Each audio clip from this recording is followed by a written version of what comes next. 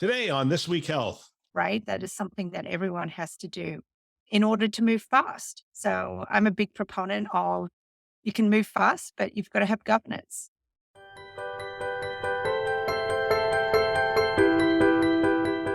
Thanks for joining us on this Keynote episode, a This Week Health conference show. My name is Bill Russell. I'm a former CIO for a 16-hospital system and creator of This Week Health, a set of channels dedicated to keeping health IT staff current and engaged. For 5 years, we've been making podcasts that amplify great thinking to propel healthcare forward. Special thanks to our Keynote show partners, CDW, Rubrik, Sectra, and Trellix, for choosing to invest in our mission to develop the next generation of health leaders. Now, on to our show. Today, we are joined by Kristin Myers, Chief Digital and Transformation Officer at Mount Sinai Health System out of New York. Kristin, welcome back to the show. Thank you, Bill. Great to be here. You were one of the interviews I did in my first year. That was a really fun interview. We talked about, we talked a fair amount about women in leadership roles. And then fast forward a couple of years, you're now Chief Digital and Transformation Officer at Mount Sinai. Before we go into that, tell us a little bit about Mount Sinai Health System. Sure. So we have a long history, but in 2013, we merged with Continuum Health Partners. So we became a health system, and it's around 11.3 billion in revenue in New York City, 8 hospital campuses with an icon School of Medicine. We have about 7,400 physicians, 43,000 employees. So research, education, and of course, clinical care is really the mission of the organization. Wow. Is there a certain area within New York that you guys serve, or is it all of Manhattan? So it's all of Manhattan as well as Brooklyn, Queens, and South and Long Island. Wow. That's an amazing area. There is a lot going on in healthcare. What are some of the system priorities right now at Mount Sinai? What are some things you're looking at and prioritizing right now? Yeah, I think there are two for me. The first is AI and intelligent automation. So making sure that we're expanding efforts in our technology operations and clinical space. And, these two areas can really help us generate revenue and reduce costs and improve operational efficiency and also improve clinical outcomes. So we have a clinical data science team that builds and operationalizes AI and ML decision support applications, and really to improve clinical quality, safety, and the patient experience. We're also looking at and have leveraged AI vendors and products in the radiology and imaging space. We also are focused on robotic process automation, and this has helped us accelerate automation for many of the administrative processes that we have in place. We're also looking at GPT, large language models, and the GPT integration with Epic for potential usage within the health system. So it's an exciting time around AI and intelligent automation, which we hear about every day. And secondly is digital transformation. I know that we've been talking about this for quite a few years, but we took a step back and thought about what the vision for Mount Sinai should be from a digital perspective. And so our vision is around digitally enabling Mount Sinai as the preferred destination for our community by anticipating needs to easily provide equitable and seamless experiences. And I think in the last 2 years, we've made immense progress in this area. We were able to release a branded mobile app called My Mount Sinai. We've seen tremendous increase in activation and usage and the ability to increase billing, personalization capabilities, messaging, etc. It's been fantastic. So we developed a roadmap in mid-22. We have focused specifically on access around enhanced digital scheduling, care navigation, virtual health. And we have worked hand in hand with operations and digital marketing, really on a organizational change management plan. We've got a great governance structure to make sure that we've got rapid and data-driven decision making. And again, I go back to it's about the experience of our patients and employees. And there's been a transformation around culture also. From the organizational perspective, we've gone from doing digital to being digital. So I'm very pleased with the progress that we've made, but we need to make more.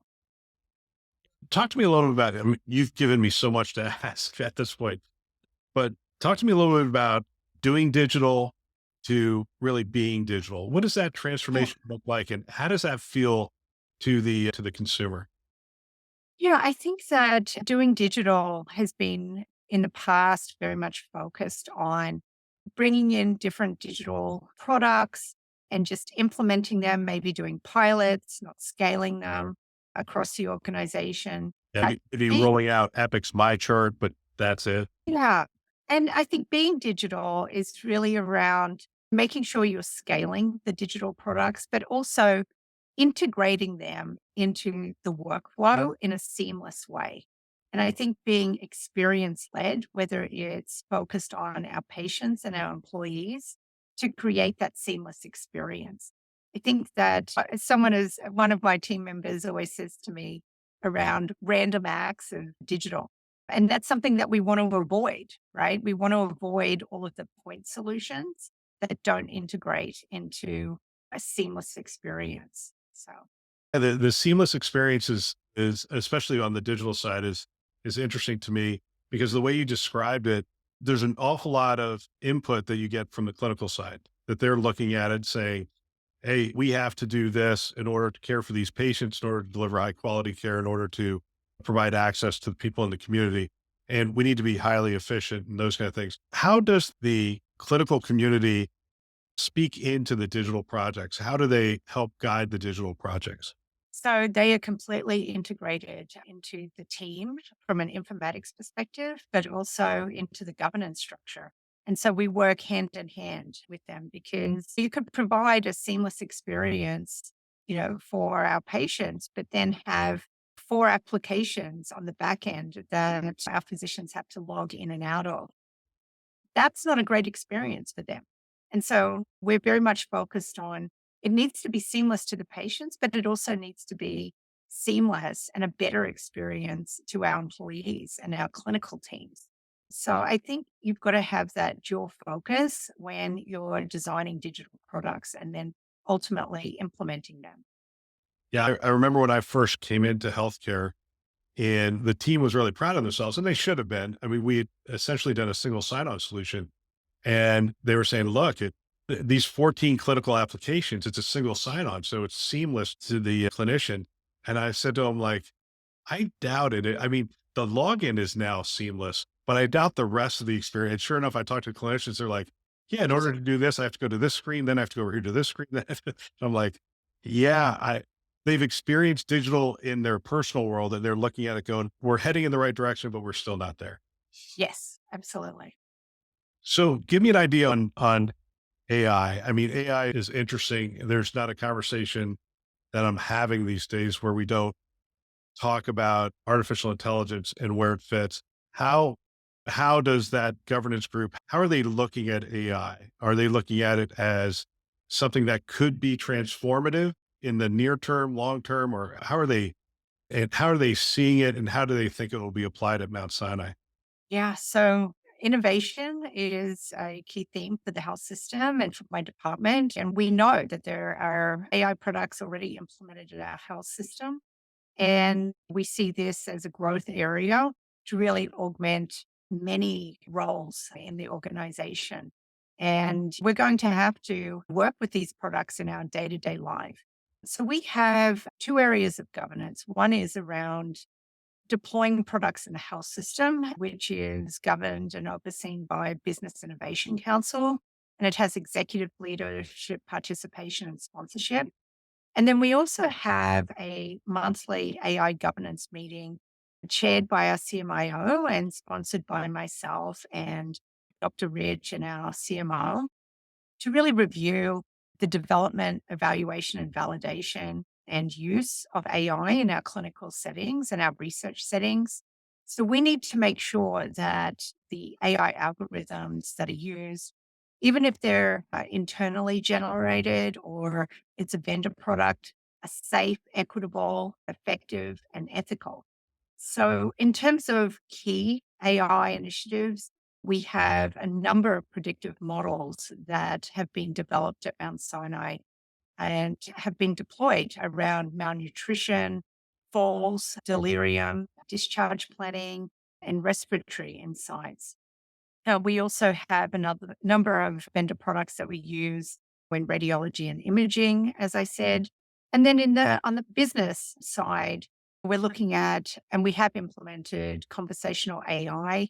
So we do have a web-based chatbot that's also integrated into my Mount Sinai, providing that self-service. We want that omni-channel digital experience that we have in other industries. We also are looking at and about to pilot ambient. So the ability to have automatically documentation of care into a clinical note. And our physicians are really excited about being able to experience that. We're also looking at deploying a product in our clinical command center that really looks at data driven decision making around throughput, which is exciting.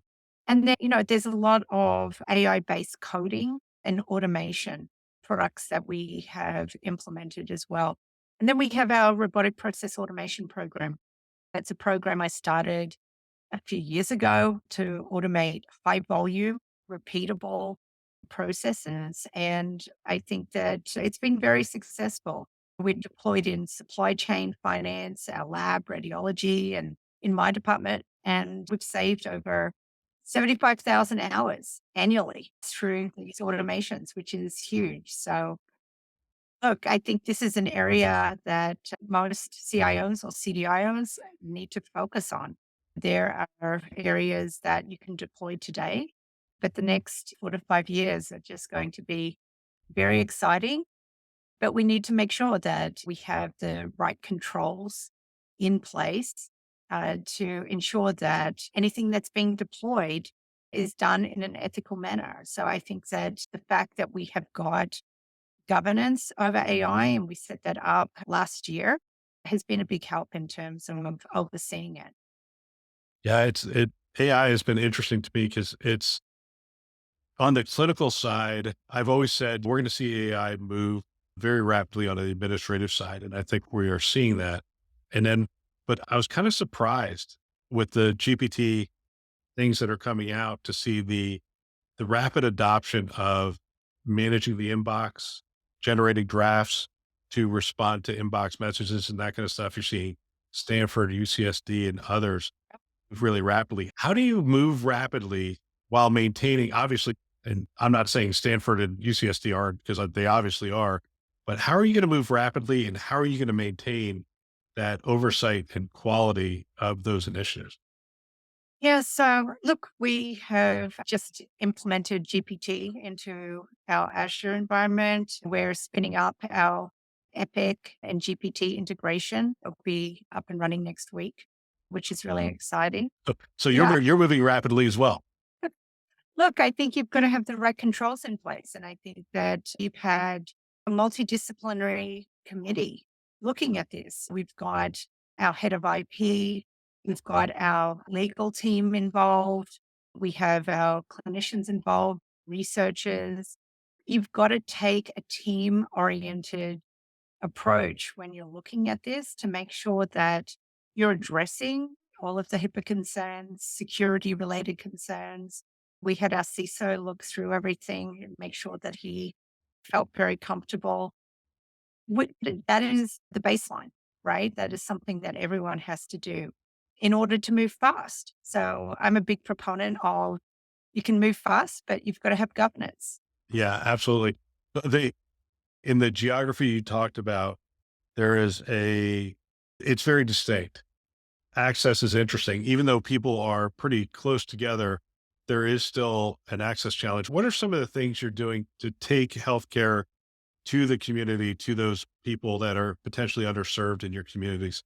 Yeah, I think we have a number of initiatives specifically around ensuring that our patients in the underserved communities have got either broadband access, that they've got the ability to get devices to be able to either communicate with their physician using My Mount Sinai, or if they're part of our remote patient monitoring, that they're able to have a device to be able to communicate appropriately with the physician. I also think we are very much focused on equity. And as part of our digital governance, we've made sure that we have a focused meeting as part of the governance process on diversity and equity in digital. And that has been a driver to ensure that we translate My Mount Sinai and our website to at least our top 5 languages at Mount Sinai to ensure that we're providing that equity to our patients. So again, it's a huge focus for us, but there's always work to do, and we have a lot to do. 5 languages. That's amazing. We had that in Southern California as well. And it's a distinct challenge to represent all those languages at your points of care. It's a distinct language to serve your community in the language that they speak as well. It's amazing. So I think on this, again, it's getting the feedback from our patients and making sure that we're designing an experience that they actually require. And we do that with patient interviews, one-on-one interviews with our consumers. So patients that aren't actually Mount Sinai patients, and also our consumer surveys that we launched, and getting that feedback and incorporating it. I think it's all about continuous improvement. Yeah. And has anything surprised you as that you hear from the consumer where they say, hey, we really want this from our health system, or we really want this from a digital solution from the health system? I mean, if we go back a little ways, it's interesting because Steve Jobs, for all the amazing things that he did, the one quote he gave us, which was really interesting, was, they don't know what they want because I haven't created it yet, or we haven't, Apple hasn't built it yet. And it's interesting to a certain extent, knowing what I know about health systems, I wonder if the consumers even know what's possible. I mean, with all these AI tools and automation and the intelligent interoperability and all the things we could do for the consumer, are they asking for anything that surprises you? Or is it at this point, it's just access to the different services that you offer? So, one thing that I found very interesting as part of the patient interviews is, yeah, look, the patients are very empowered and they do a lot of research before they choose a specific physician or a specialist. You assume sometimes that when they see a primary care physician and they're given a referral, that, they're going to follow that pathway.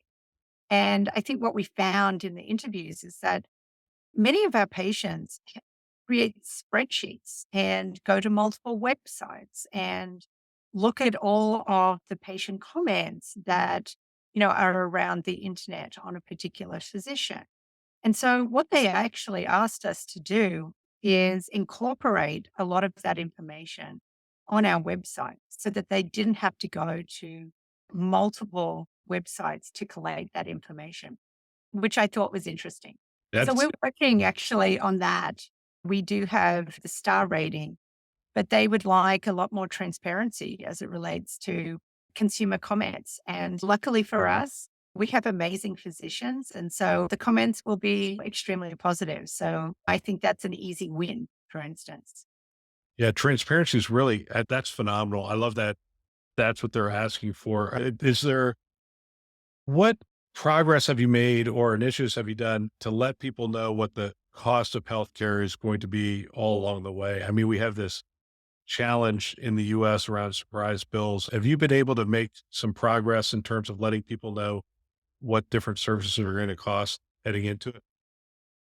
Yeah, look, it's going to be a challenge. I think that we are lucky that we are an Epic environment. And so they have tools that we're implementing that are able to show from insurance what the prospective cost will be. But I see a lot of challenges with this. I think that patients may not understand it. There's got to be a lot of education around it. And I see it less as a technology challenge and more of an operational challenge Yeah. as to how our health system is going to handle the number of questions that come up operationally.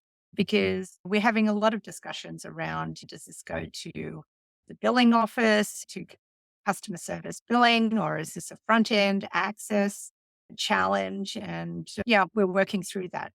But I think transparency is excellent for our patients. It's just going to require education around this and the ability to respond quickly and efficiently.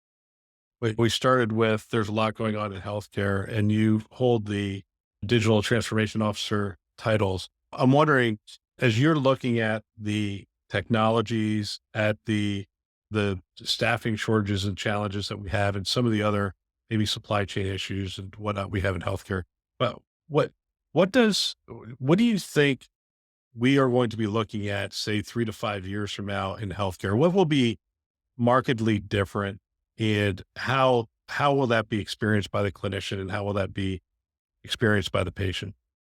Yeah, look, I think that the products that we use are all going to have APIs with either GPT or other products. So again, I think that we're going to see improvement in patient experience. I think we're going to see clinical workflows be optimized. And I also see research being accelerated, quite frankly. Look at even, we just talked about Epic and the clinician efficiency around administrative tasks, right? So with the in basket, I think that generation of clinical notes, letters, responding to the patient queries, that's coming at us right now. The text classification of large volumes of unstructured text within the EHR. I think there's going to be more patient facing chatbots, conversational assistants, helping clinicians find information more easily with text summarization or and even being able to generate a discharge summary easily. I think that's something that we'll see in the next probably year. So, as I said, I think that AI will be something that we're going to have to work side by side with, and it will just augment the jobs that we're currently doing, whether it's clinical or education and research. It's interesting to me watching the GPT tools, integration into Azure, integration into Epic. You have Google Bard, and they had the initial misstep, but they're coming back with some really interesting tools and whatnot. This is going to be a fascinating time to see who can take these tools to med school and then make them really effective assistants for our clinicians and for the patients. This is going to be a really fun time, I think, to see the progress, that the promise of technology that's been around for a while. When we put all these digital tools in, I think we're going to realize a lot of the benefits over the next 3 to 5 years. It's going to be a really fun time, I think. Yeah, I agree. As long as there's the right governance and the policies and the controls in place, and we make sure that it's free from bias, right? And appropriate. We'll get back to our show in just a minute. I'm excited about our webinars this year. They have been going very well. What I've done is I've gone out and talked to people in the community and said, what works in webinars? And they came back and said, look, this is what we want. We want a webinar that is not product centric. It's really focused in on the problems of healthcare. And we want people on there that are actually solving those problems. And so we have done that, and the response has been fantastic this year. We have another webinar coming up. It is the future of care spaces. Where care is being delivered is changing rapidly. Even the care spaces within the hospital themselves are changing. Technology is being added, and different types of technology, AI, obviously, computer vision and whatnot, is changing that modality, as well as what's going on in the home and whatnot. So we're going to have that webinar on June 8th at 1 p.m. Eastern time. We usually have it on the first Thursday. Happens to be a little too close to my anniversary, so we're going to do June 8th at 1 p.m. Eastern time, Future of Care Spaces. We would love to have you be a part of it. If you are interested in being there, go ahead and hit our website, top right-hand corner. We have a card. You can click on that card and go ahead and fill out the form and get registered today. We would love to have you join us. We look forward to seeing you there. Now back to our show. Yeah. All right. So Let me give you two exit questions. Is there a specific technology that you're keeping an eye on right now? It could be a specific vendor product or specific area that you're keeping an eye on that you think is going to have a significant impact? I know we've spoken so much about GPT, so I Well, no, can't. let's go down that path. There's a lot of stuff going on there. So what promise do you see in GPT? What challenges do you see? Look, I think that our data science teams are looking at using GPT, creating those models to optimize patient discharge planning, for instance. Our Dean of AI is looking to that integration of GPT with Azure to accelerate and enhance research and specifically using large language models in pathology. I think that so many of our vendors that we have relationships with also are starting to leverage it. Epic. We also use Abamo as our conversational AI tool to improve patient experience, and that will be integrated. Even service delivery. So ServiceNow has got a partnership with NVIDIA, and I'm actually very excited about that. So any way that we can make our service delivery experience much more seamless within the health system, as well as more efficient for our team, I'm really excited to see that roadmap in the future.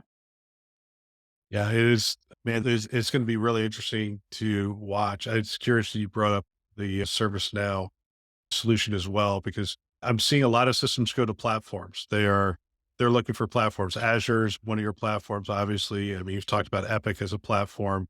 Now ServiceNow as a platform. How important is platforms in your overall strategy? Yeah, extremely important. We, about, I would say 3 to 4 years ago, had 1,200 applications in our portfolio. We've reduced it down to, I would say, less than 800 right now. And I think it's extremely important in terms of having a more seamless experience for our employees, ensuring that we're optimizing cost appropriately. We shouldn't be having pilots that never scale across an organization. And you have to be able to finish them and to decommission them and, archive the data. We have a whole program around that, but we are platform first. And unless there is a compelling case to be made for a best of breed. So, final question here. So, talk to me about the chief officer role. You moved into that role. What does that role look like? What does the day to day look like? What is the focus of that role? Yeah. So the title is Chief Digital and Information Officer. There you go. All right. I was appointed CIO three years ago. And when I think about the work that I'm focused on and my department is focused on, it's really around transformation and from a digital perspective. And that is why the title changed, because it was really a recognition of the fact that the digital experience and organization was part of my department, and that was not going to be a separate department in the organization, which is why I would say the CDO and CIO role is now one at Mount Sinai. And you are correct. Chief Digital and Information Officer. It's interesting that CDO, CIO title and role I see coming together more and more because the tool sets all need to work together. You can't have like a front end tool set of digital and a back end tool set of all the things you have to integrate and the workflows and all the things that you talked about before. If that's all in the same organization, that the workflow tends to work better together, the data tends to flow better together, and all those things. That's the thing we're hearing more and more is that it's a seamless experience for the organization when those two things fall together. Yes, absolutely. Well, Kristen, I want to thank you for your time. I know how busy you are. Has your organization come back into the office? Or are you guys still remote and in the office, sort of hybrid? Yeah, we're hybrid. So I'm in the office the majority of the week and Thursdays here and with my leadership team, in fact, each week, which is exciting. So I think that we live in a hybrid world and I don't see that changing anytime soon. Does New York feel like New York still, though? I mean, is it still Yes, yes, Busy, a lot of energy on the streets and stuff. absolutely. I don't know if you can see outside my window, but yes, there's a lot going on. Fantastic. Kristin, thank you for your time. I really appreciate it. Thank you, Bill. I love the chance to have these conversations. I think if I were a CIO today, I would have every team member listen to a show like this one. I believe it's conference level value every week. If you want to support This Week Health, tell someone about our channels. That would really benefit us. We have a mission of getting our content into as many hands as possible. And if you're listening to it, hopefully you find value. And if you could tell somebody else about it, it helps us to achieve our mission. We have two channels. We have the conference channel, which you're listening to, and This Week Health Newsroom. Check them out today. You can find them wherever you listen to podcasts, Apple, Google, Overcast. You get the picture. We are everywhere. We want to thank our Keynote partners, CDW, Rubrik, Sectra, and Trellix, who invest in our mission to develop the next generation of health leaders. Thanks for listening. That's all for now.